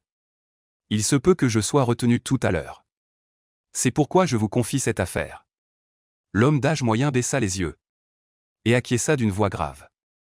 Lu Shen laissa retomber le rideau et regarda son subordonné de confiance, disant lentement, « Souviens-toi. C'est une affaire importante. Si elle réussit, toi et moi pourrions bien avancer encore d'un cran. Je pourrais retirer le mot intérimaire devant mon titre de commandant adjoint. Et vous pouvez également faire un pas de plus depuis votre poste d'inspecteur. Reprendre mon poste de superviseur. Le visage de l'homme d'âge moyen montrait une certaine excitation. Votre subordonné vous remercie pour votre promotion. Lucien sourit, mais son sourire avait étrangement une certaine sinistre. Parler de remerciement, il est encore trop tôt. Cette affaire a été personnellement confiée par le gouverneur fou de la salle du Tigre Blanc. Disant qu'aucune erreur ne peut se produire. Si les choses tournent mal. Bien que cela ne me fasse pas perdre mon poste officiel. Mais parmi nos gardes secrets. Être remarqué par les 3 gouverneurs. Dans cette vie, n'espérez plus avancer. Le visage de l'homme d'âge moyen change légèrement. Puis il ne peut s'empêcher de hocher la tête. Lucien ferme les yeux. Montrant une apparence vieillissante avec une certaine mélancolie. À moitié en se parlant à lui-même, quant à mon neveu. Ce n'est pas non plus un personnage simple. Il venait du côté du commandant en chef. Peut-être avait-il entendu quelques rumeurs. Je dois y aller en personne pour gérer cela. Il ne faut négliger aucun des 2 côtés. Il ne faut offenser aucun des 2 côtés. La calèche arriva au bureau des gardes secrets situé au nord-ouest de Zongdu. Lucien descendit seul de la voiture. À ce moment-là, une personne attendait déjà depuis longtemps dans le hall latéral du bureau des gardes secrets. Voyant Lucien, ce haut fonctionnaire qui détenait l'autorité des gardes secrets du nord-ouest, entrer. Il n'éprouvait ni crainte ni flatterie. Il se leva simplement pour saluer en tant que cadet. Comme s'il voyait un aîné de sa propre famille. Lucien ne trouva rien d'anormal à cela. Son visage, devenu froid et sévère à force de côtoyer diverses affaires secrètes, arborait même un sourire chaleureux. Il dit avec douceur, pour affaires officielles, j'ai fait attendre longtemps mon neveu. Si Chou Beiyou avait été ici, il aurait reconnu que l'homme devant lui était celui qui montait à cheval. Le jeune homme en blanc Duan Muyu du Tianma. À ce moment, Duan Muyu avait une attitude décontractée. Il dit en souriant doucement, c'est plutôt moi, votre neveu, qui dérange mon oncle. Lucien agita la main en souriant. Après que les 2 se soient assis séparément. Il ouvrit la bouche et demanda, le nord-ouest est rigoureux et froid, n'est-ce pas? Surtout en hiver. La neige est si lourde qu'elle écrase les gens.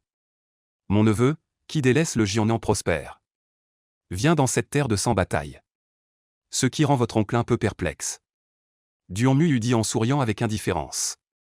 Pour être honnête, mon oncle. Cette fois, votre neveu avait l'intention de voyager au-delà de la frontière.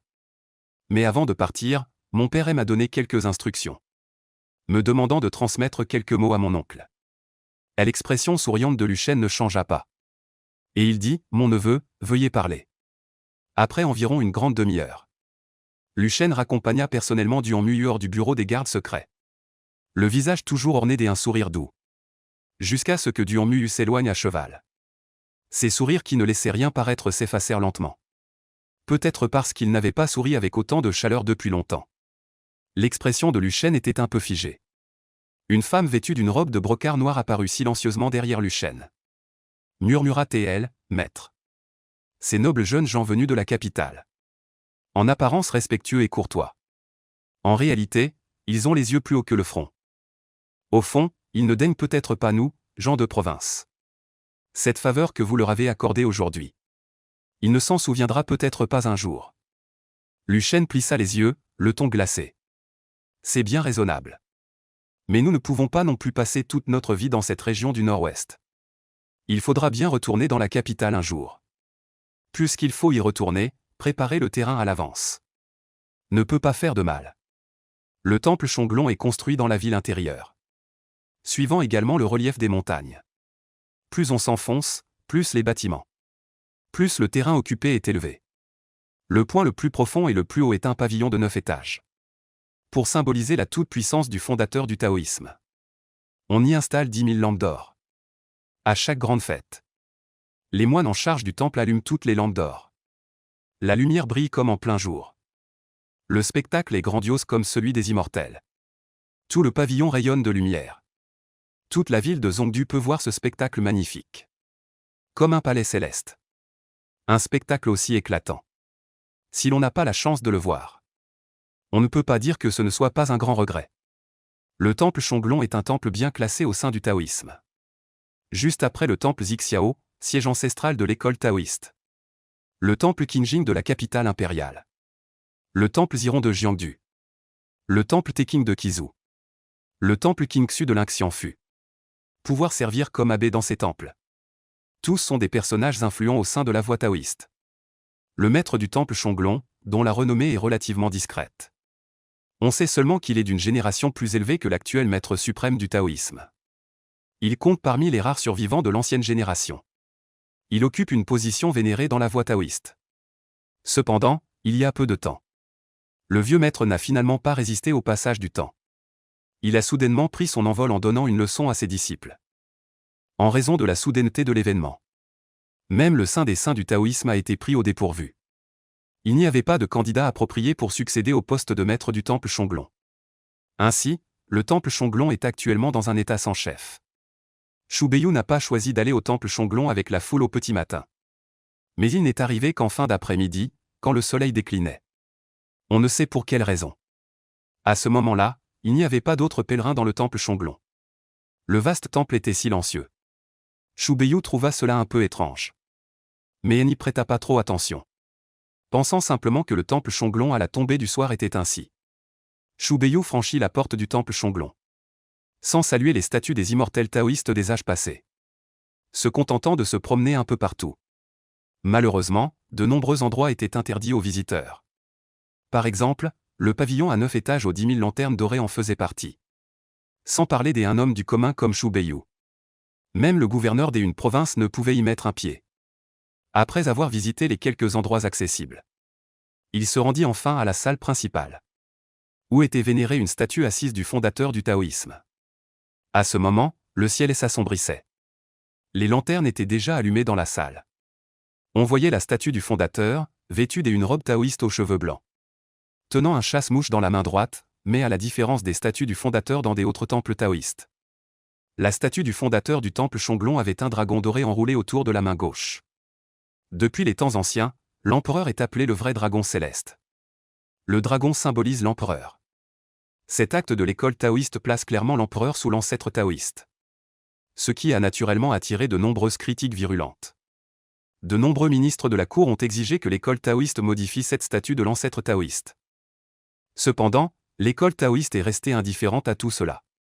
Faisant la sourde oreille, cette statue de l'ancêtre taoïste a ainsi pu subsister.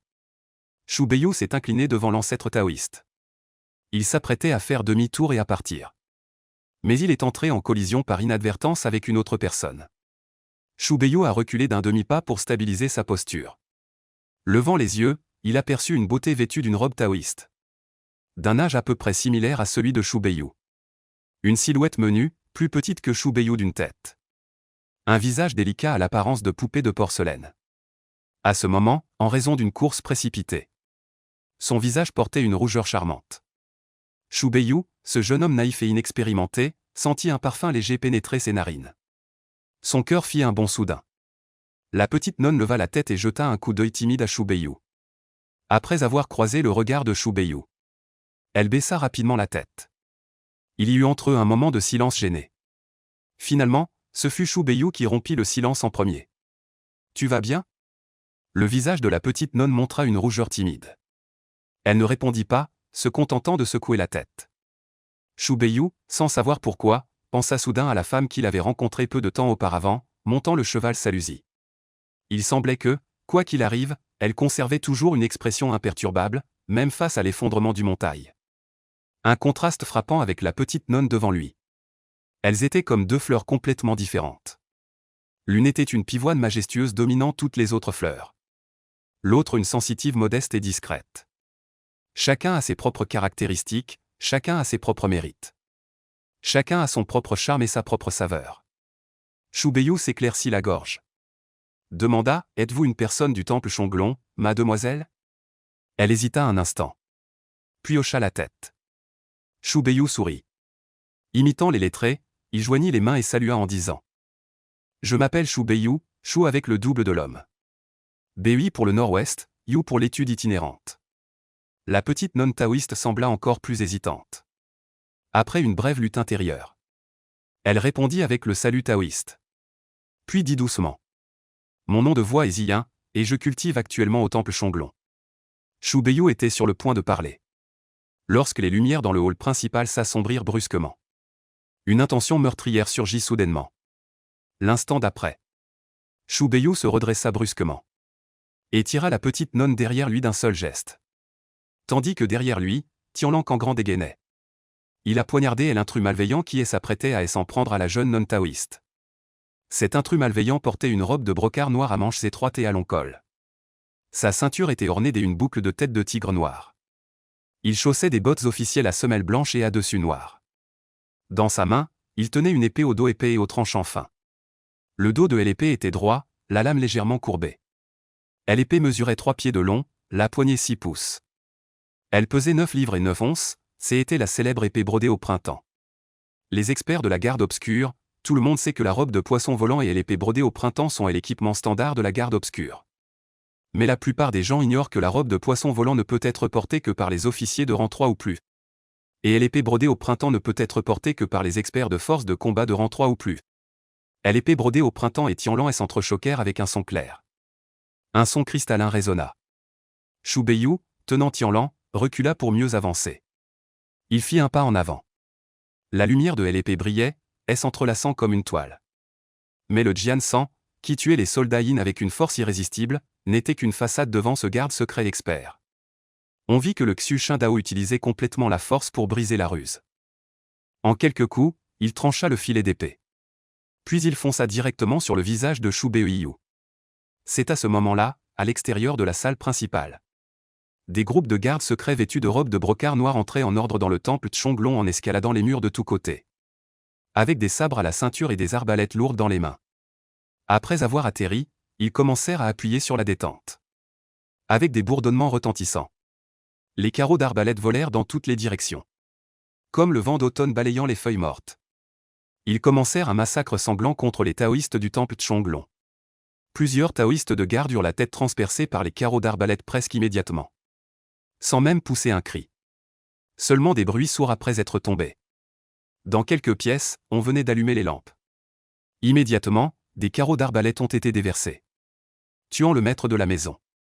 Un garde secret vêtu d'une robe d'officier de 4e rang apparut devant la porte du temple Chonglong. D'une voix grave, il dit, « Tous ceux qui sont dans le temple Chonglong. Sans distinction d'âge ou de sexe. Quel que soit leur statut. Ne laissez personne s'échapper. Tuez-les tous sans pitié. » Les gardes secrets qui le suivaient répondirent en chœur. Puis ils dégainèrent leurs sabres. Et se précipitèrent en file indienne dans le temple Chonglong. Les gardes secrets se précipitèrent silencieusement vers les profondeurs du temple Chonglong. Se jetant directement sur le pavillon à 9 étages, célèbre dans tout le pays. C'était là que se trouvait le cœur névralgique du temple Chonglong. Les gardes secrets chargèrent tout du long. Avec une force irrésistible, les simples taoïstes du temple Chonglong furent massacrés comme de l'herbe fauchée. Certains disciples avancés possédant des compétences cultivées. Bien qu'ayant les moyens et la force de combattre. Mais malheureusement, les gardes secrets sont nombreux et puissants. Face à une situation d'infériorité numérique. Ces disciples d'intérieur sont voués à une fin amère. Tout le long du chemin, les cadavres jonchent le sol. Le sang coule à flot, il est vrai que les maîtres taoïstes sont nombreux. Mais dans le temple Chonglong, seules 2 personnes méritent le nom de maître. Avec le décès du vieux maître du temple. La personne restante a du mal à soutenir seule. Cela donne ainsi une opportunité aux gardes secrets. L'inspecteur des gardes secrets de 4e rang, surnommé Jian, entre à grandes enjambées dans le temple Chonglong déjà ensanglanté. À ce moment-là, il n'a plus aucune trace de la timidité face à Luchen. Mais dégage plutôt une atmosphère froide et sinistre.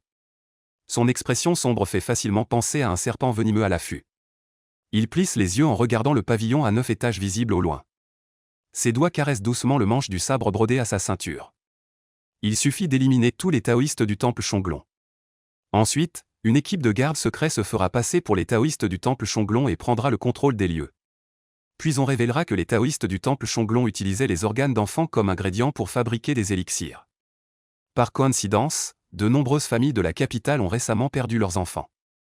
Plusieurs soi-disant voleurs d'enfants avoueront au tribunal avoir été mandatés par les taoïstes du temple Chonglong. Ensuite, quelqu'un lèvera le poing pour appeler à l'action.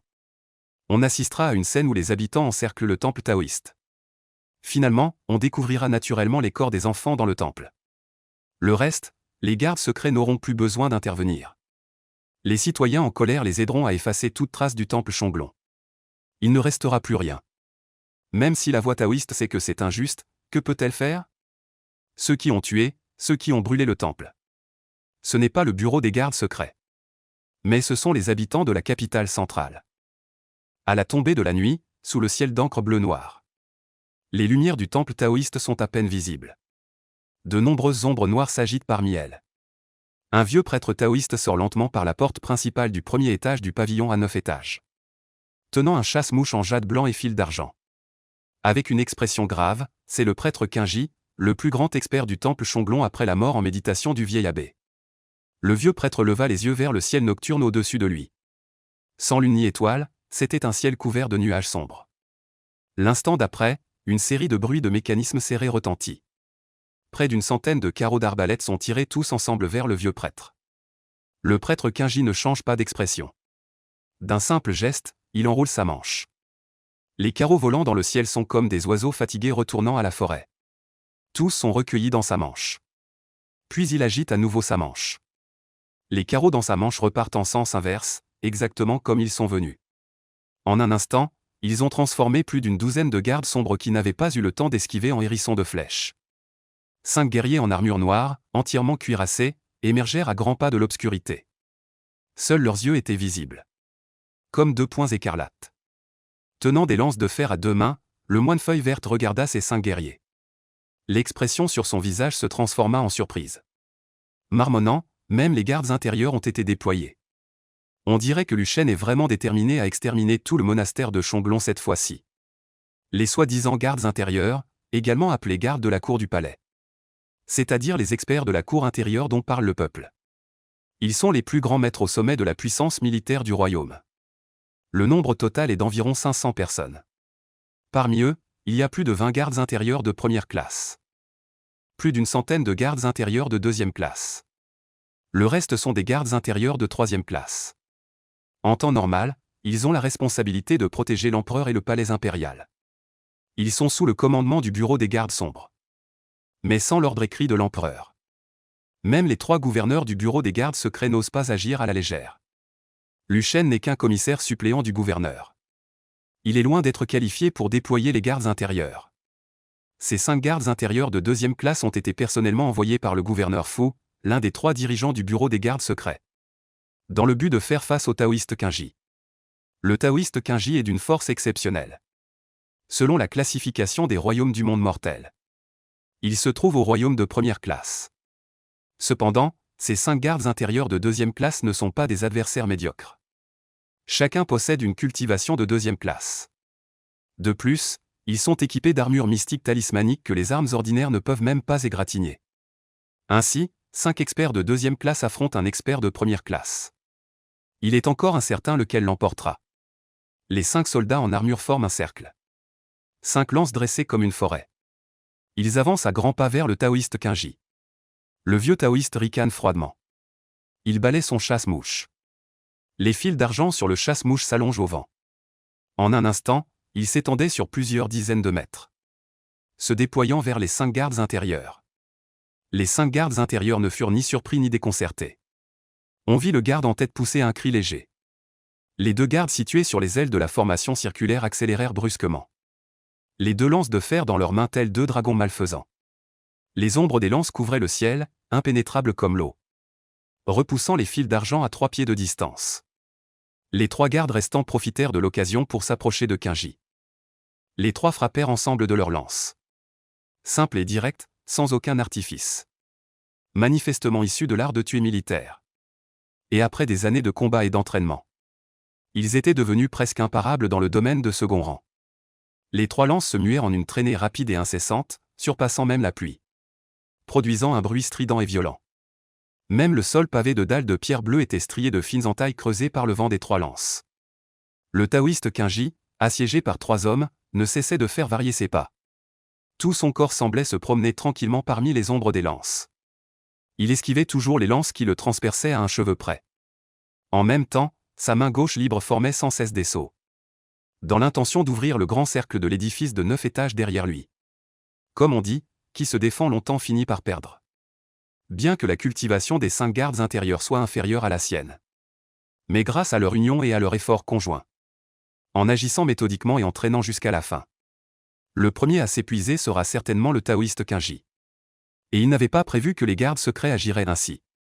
Il n'avait pas pu ouvrir le grand cercle à l'avance. Il ne pouvait que tenter le tout pour le tout à cet instant. On vit alors, dans l'édifice de 9 étages derrière lui, des lampes dorées s'allumer l'une après l'autre. En peu de temps. Le premier étage de l'édifice était déjà tout illuminé. Tant que les 10 000 lampes dorées du 9e étage sont toutes allumées. Alors le vieux taoïste pourra garder selon cela. Et en même temps, envoyer un message au temple ancestral de la secte taoïste. À ce moment-là, ici, le bureau de l'ombre avait bien sûr prévu cela. L'inspecteur qui observait le combat de loin tendit la main. Immédiatement, un assistant lui remit un grand arc sanglant de taille humaine et une flèche à plumes noires. Il prit une profonde inspiration. Saisit le grand arc de la main gauche. Stable comme une montagne, de la main droite il plaça la flèche noire sur la corde de l'arc. Puis, sous sa manche, les veines de tout son bras droit saillirent. Tirant lentement la corde de l'arc. Comme une pleine lune, l'instant d'après. La flèche noire fendit silencieusement l'air en direction du taoïste feuille verte assiégé. Cette flèche n'était pas une flèche ordinaire. La pointe était incrustée de métal précieux spécial pour percer l'énergie des experts. Le corps de la flèche était gravé de sceaux talismaniques. La queue de la flèche était faite de plumes de vautour. Tirée par la méthode secrète des gardes de l'ombre. Réputée imparable pour quiconque en dessous des immortels. Bien que l'école taoïste ne manque pas d'immortels et de maîtres, mais le sage feuille verte était clairement à un pas du royaume des immortels. Au moment crucial où la grande formation allait s'ouvrir. Cette flèche perça directement l'énergie protectrice du sage feuille verte. Transperçant sa poitrine. Réduisant en miettes son dentier moyen. La grande formation qui s'ouvrait lentement s'arrêta brusquement. Le sage feuille verte baissa lentement la tête. Plusieurs gardes de l'ombre ne firent preuve d'aucune clémence. Clouant le sage feuille verte au mur. De l'autre côté, Shu Beiyu ne pouvait que résister difficilement sous l'assaut de ce maître des gardes de l'ombre.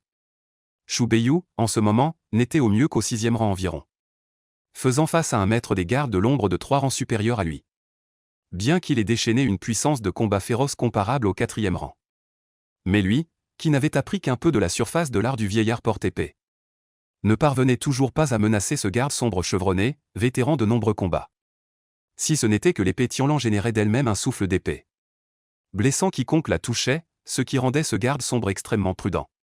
Sans doute, Shu Beiyu et Ziyin seraient déjà devenus des âmes sous le couteau. Bien que la force de ce garde sombre ne soit pas comparable à celle de l'inspecteur itinérant et des 5 gardes internes de 2e classe. Il n'en était pas moins un véritable expert. Resté de nombreuses années au niveau du 3e rang. Que ce soit en matière de technique de mise à mort ou d'expérience au combat. Il était le meilleur parmi ses pairs. Seulement, cette fois, il avait rencontré un phénomène comme Shu Beiyu. Et n'arrivait pas à le vaincre après un long assaut. En pensant en outre au délai fixé par l'inspecteur itinérant. Il ne put s'empêcher de ressentir une certaine colère. Plus il se fâchait, plus il frappait vite et fort. S'il s'agissait d'un adversaire de force égale. Cette façon d'attaquer ne serait bien sûr pas recommandable. Parce qu'il est très facile pour les autres de trouver des failles. Malheureusement, Shu Beiyu et cet homme avaient un écart de force fondamentale trop grand. Il pouvait voir beaucoup de failles. Mais il ne pouvait pas les saisir, donc il tenait de plus en plus difficilement. Un autre bruit de métal et de pierre retentit. Après que Tianlan et le poignard brodé se soient heurtés. On vit soudain le garde secret en robe de brocart tordre son corps. Tout son corps semblait aussi souple que sans os. Comme un serpent long et flexible. Contournant Tianlan sous un angle incroyable. Il arriva sur le côté de Shu Beiyu. Puis plongea son poignard sous les côtes de Shu Beiyu. Ce coup était très soudain. Dépassant même l'imagination de Shu Beiyu. Il ne pouvait en aucun cas imaginer qu'une personne puisse tordre son corps à un tel degré. Bien qu'il ait fait de son mieux pour esquiver. Il fut quand même blessé. Ziyin, qui avait assisté à cette scène, ne put s'empêcher de pousser un cri aigu. Plein de panique, Shu Beiyu couvre sa blessure d'une main. Appuyé sur son épée, debout, la douleur intense lui fait respirer bruyamment. Incapable de parler, le garde secret en robe de brocart ne se presse pas pour prendre la vie de Shu Beiyu. Mais lui donne un coup de pied dans la poitrine. En voyant Shu Beiyu tout entier dans un coin. Il heurte le mur avec fracas, puis tourne son regard vers Ziyin, telle une petite lapine effrayée. Ses yeux plissés comme un serpent venimeux prêt à dévorer sa proie. Ricanant froidement, de toute façon, tu vas mourir. Autant que je me fasse plaisir avant ta mort. Regarde cette petite bouche tentante. Si tu ne joues pas un air pour moi. Ce serait vraiment un gâchis. La puissante Zhongdu, terre de 100 batailles. C'est un endroit qui n'a jamais craint les morts. D'innombrables personnes meurent hors des murs de la ville. Et d'innombrables autres à l'intérieur des murs. Chaque endroit de cet endroit a été imprégné de sang. Et c'est ce sang déjà séché. Qui a forgé cette ville de fer et de sang, dressée dans les terres du Nord-Ouest? Les hommes aux paroles douces ne conviennent pas ici. Les femmes douces et délicates non plus. Seuls les hommes vraiment virils appartiennent à cet endroit. Un vieil homme, baigné par les derniers rayons du soleil couchant, arriva devant la ville de Zhongdu. Il portait une robe noire de style apparemment méridional. Mais après des années d'érosion par le vent et le sable, la robe était déjà très usée. Impossible de distinguer son aspect d'origine. Sur son dos, il portait une grande caisse en bois, enveloppée dans une brocart du chou, rare dans le Nord-Ouest. Il leva les yeux pour regarder les murs empilés les uns sur les autres. Et murmura pour lui-même, le vieux pauvre a dit que le petit Bayou est venu à Zhongdu. Cela fait aussi de nombreuses années que je ne suis pas venu à Zhongdu. Aujourd'hui, je revisite un ancien lieu. Finalement, les lieux sont les mêmes, mais les gens ont changé. Le vieil homme se dirigea vers l'ouverture de la porte de la ville. Les soldats en armure robuste gardant la porte voulaient des abords arrêter le vieil homme. Pour fouiller son sac et en profiter pour grappiller quelques profits. Mais après avoir croisé le regard du vieil homme, ils n'osèrent pas ouvrir la bouche. Ils le regardèrent ainsi entrer dans la ville sans rien faire. Ce n'est que lorsque la silhouette du vieil homme se fut éloignée qu'il réalisa soudain que son dos était trempé de sueur. Les gardes de la porte n'étaient pas des personnages importants. Mais à force de faire ce métier longtemps, ils avaient vu toutes sortes de gens et développé un grand sens de l'observation. À ses yeux, le vieil homme dégageait une autorité propre à ceux qui occupent depuis longtemps une autre position. Une pression encore plus grande que celle ressentie face à son supérieur direct. Comme on dit, quand le ciel s'effondre, ce sont les grands qui le soutiennent. Si ce vieil homme était vraiment exceptionnel, allait-il compter sur un petit soldat gagnant moins d'une demi-taelle d'argent par mois pour l'arrêter? La mission appartenait à la cour impériale. C'est ta propre vie. Ferme les yeux. Laisse-le faire, après que le vieil homme soit entré dans la ville. Il marchait d'un pas tranquille. Pour une raison inconnue, il n'y avait pas beaucoup de passants dans la rue aujourd'hui. Même à certains carrefours, il y avait des gardes secrets vêtus de robes de brocart et armés d'épées qui patrouillaient. Le vieil homme fit comme s'il ne voyait rien. Il avança directement, et plusieurs gardes secrets voulurent l'arrêter. D'un simple geste de sa manche, le vieil homme les envoya voler comme des feuilles mortes dans le vent. Ils atterrirent lourdement, sans que l'on sache s'ils étaient vivants ou morts. Alors que le vieil homme continuait d'avancer, de plus en plus de gardes secrets se rassemblaient devant lui. Mais le vieil homme les balaya toujours d'un seul geste de sa manche. Ainsi, les deux côtés de la route étaient bordés de gardes secrets assommés. Enfin, le vieil homme arriva devant le temple Shonglong. C'était justement le moment critique de l'encerclement et de la mise à mort du taoïste Qingji. À ce moment, il y avait près d'une centaine de gardes secrets devant le vieil homme. Tous les arbalètes sont pointées vers le vieillard. Comme s'il suffisait que le vieillard fasse un pas en avant pour qu'il soit criblé de flèches. Le vieillard sourit, son visage ne perdant rien de son éclat malgré son âge. Avec beaucoup d'allure d'un homme de lettres. Même face à près d'une centaine de gardes secrets et d'arbalètes. Le vieillard reste tout aussi calme. Dit-il doucement, je suis juste venu chercher quelqu'un. Je ne vous retarde pas dans votre travail. À la tête se trouve un inspecteur des gardes secrets. Lui aussi est un ancien des gardes secrets. Ayant vu bien des tempêtes. Peut-être que les autres gardes n'ont rien ressenti. Mais lui, dans les paroles du vieillard, a senti une désinvolture qui glaçait le sang. Oui, désinvolture, comme un adulte face à une bande d'enfants bruyants. Disant aux enfants d'aller jouer ailleurs. De ne pas le déranger.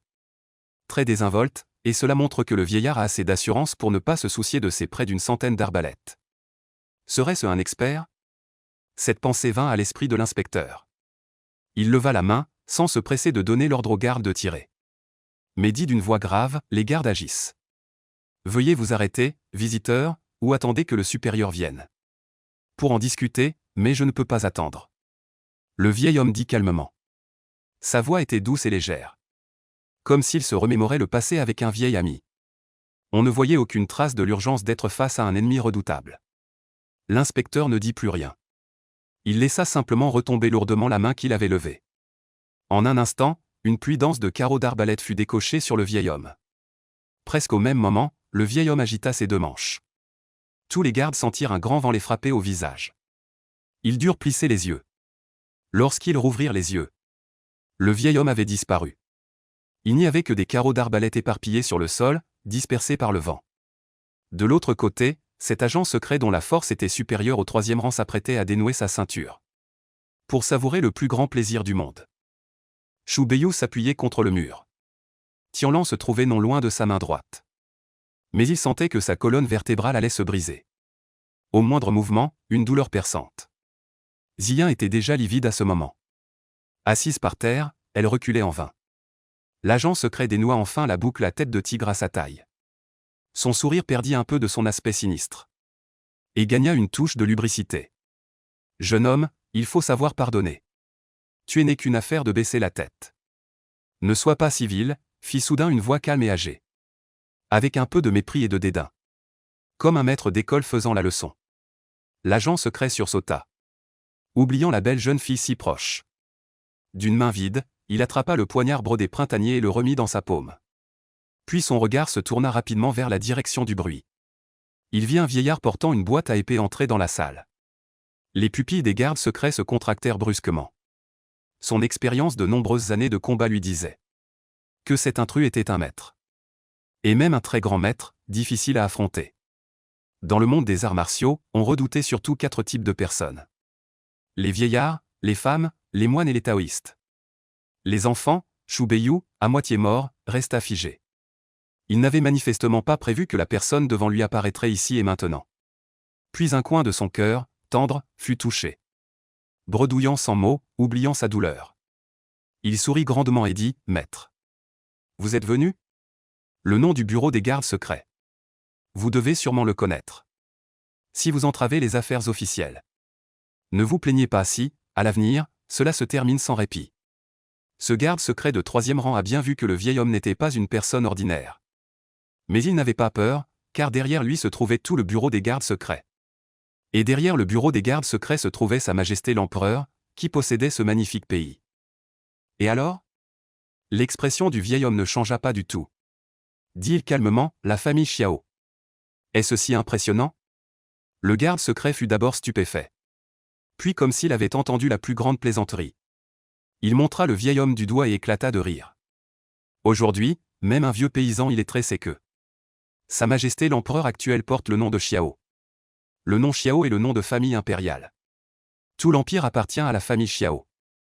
Alors, dis-moi, n'est-ce pas impressionnant ? Le vieil homme sourit, se souvenant de certains événements d'il y a de nombreuses années.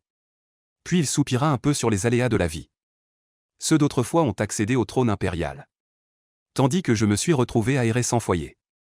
La différence entre les deux est immense. Mais peu importe à quel point les différences sont grandes. Il n'est pas quelqu'un que des gardes invisibles peuvent insulter à leur guise. Le vieil homme dit doucement, que mon disciple soit bon ou mauvais. C'est à moi de le discipliner. Vous n'avez pas le droit d'intervenir. Puisque vous avez tendu la main. Ne m'en voulez pas si je vous coupe les griffes. Aujourd'hui, je tue précisément vous, les esclaves de la famille Xiao. Sur ces paroles, la scène suivante laissa Shu Beiyu et Ziyin bouche bée. Le garde sombre qui avait battu Shu Beiyu sans qu'il puisse riposter n'eut pas le temps de réagir. Sa tête entière tomba comme tranchée par une épée invisible. Puis tout son corps commença à se briser, se transformant en petits morceaux uniformes de chair et de sang. Et ces morceaux continuaient à se désintégrer et à se briser en tombant. Jusqu'à ce qu'ils touchent le sol. Devenant une flaque de sang sale. Ne laissant plus aucune trace de ce qu'il était auparavant. Le vieil homme, sans aucun mouvement, continua en disant. « Beiyu, ne m'as-tu pas demandé ce qu'était l'énergie de l'épée ? Voilà ce que c'est. » Après avoir éliminé le taoïste Qingji, l'inspecteur réalisa enfin que quelque chose clochait. Son fidèle adjoint n'était toujours pas revenu. Bien que cet homme ait l'habitude d'être négligent grâce à sa cultivation. Il savait faire la différence sur les affaires importantes. Ne pouvait-il pas y avoir eu un problème ? À cette pensée, l'inspecteur n'osa pas négliger. Il se dirigea vers la salle principale avec 5 gardes intérieurs. Puis, à peine arrivé à l'entrée de la salle principale, il vit cette scène choquante. Son fidèle adjoint avait été réduit en une mare de sang par d'innombrables émanations d'épée aussi fines que des poils de bœuf. Il connaissait parfaitement la valeur de cet adjoint.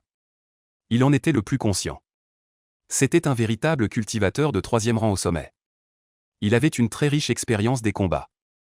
Sa puissance de combat pouvait presque égaler celle d'un expert de 2e rang. Même face seul au taoïste aux feuilles vertes. Il y avait une certaine chance de s'enfuir. Mais un tel expert est mort comme ça, sur un simple mot. Cet inspecteur des gardes secrets plissa les yeux et regarda le responsable. Puis il réalisa qu'il ne pouvait pas sonder la profondeur de cet homme. Et dit avec prudence. « Pourquoi, Votre Excellence, avez-vous blessé un homme de notre bureau des gardes secrets? Si Votre Excellence ne peut donner une explication, je crains de ne pouvoir rendre compte à mes supérieurs. » Le vieillard dit doucement, « Moi, tuer quelqu'un. Pourquoi aurais-je besoin de m'expliquer devant les autres? Si je veux tuer, je tue. » Le visage de l'inspecteur changea radicalement. Derrière lui, les 5 gardes secrets levèrent leurs longues lances. Et les pointèrent tous ensemble vers le vieillard.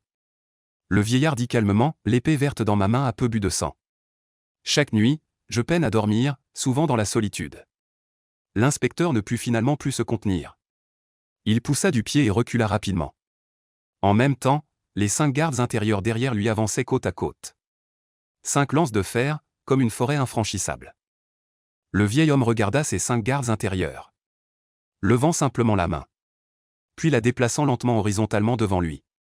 Ainsi, devant le vieillard, apparut une épée invisible, fendant l'air vers les 5 gardes intérieurs. Le souffle de l'épée est invisible, l'intention de l'épée est sans forme. C'est l'épée 11. L'épée sans forme, peut-être que le monde a déjà oublié ce qu'est l'épée 36. Après tout, 60 ans, c'est trop long. Même avant ces 60 ans. Quelqu'un avait fait ressentir au monde entier une douleur profonde. Mais après 60 ans. Une fois la cicatrice guérie, on oublie la douleur. Même ces inspecteurs des ombres, ayant eu accès à d'innombrables archives secrètes, n'en comprennent pas entièrement. Bien qu'il ait entendu parler de la grande réputation de l'épée 36.